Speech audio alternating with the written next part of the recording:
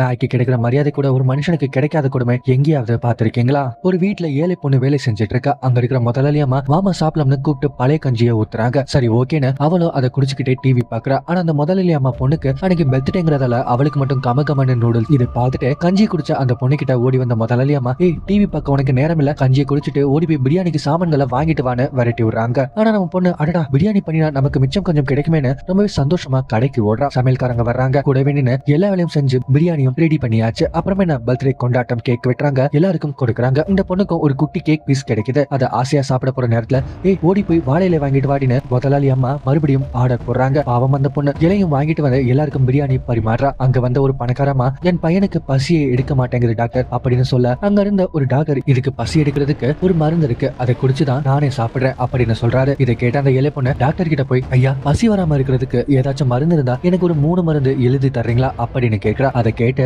டாக்டரே கலங்கி போயிட்டாரு. அந்த நேரத்துல முதலாளி அம்மா, ஹே ஒரு தட்டை தூக்கிட்டு வாடி அப்படின்னு கூப்பிட, அப்பாடா நமக்கு பிரியாணி தரப்போறாங்கன்னு சந்தோஷமா தட்டோட ஓடுறா. ஆனா முதலாளி அம்மா மிச்சம் இருந்த பிரியாணி எல்லாத்தையும் அந்த தட்டுல அள்ளி போட்டு கொண்டு போய் நாய் தட்டுல போடுறி அப்படின்னுங்கிறாங்க. அந்த நாய் வாய் நிறைய பிரியாணி சாப்பிட்டுட்டு ஜாலியா போய் படுக்குது. இதை பார்த்து அந்த பொண்ணு, ஐயோ அந்த நாய்க்கு கிடைக்கிற மரியாதை கூட நமக்கு கிடைக்கலன்னு எங்க அழும்போதே